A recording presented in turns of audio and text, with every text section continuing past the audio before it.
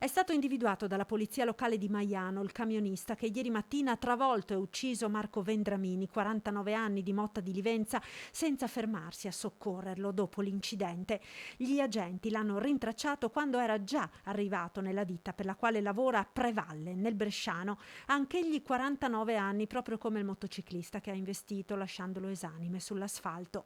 Il dramma si è consumato ieri mattina lungo la regionale 463 in provincia di Udine, l'arteria che collega Gemona a San Vito al Tagliamento. Vendramini era in sella alla sua moto quando, per causa in fase di accertamento, ha tamponato un Ape Car con a bordo due anziani di Buia, un impatto forte ma non particolarmente grave. Purtroppo però nell'urto il Centauro è sbalzato nella corsia opposta.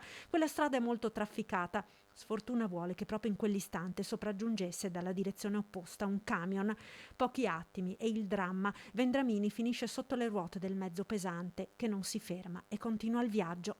Nonostante i soccorsi, purtroppo, per il 49enne originario di Torino ma residente da decenni a Motta con la figlia adolescente, non ce l'ha fatta a portare all'individuazione del pirata le testimonianze di chi sotto shock ha assistito all'incidente, oltre alle immagini delle telecamere di videosorveglianza.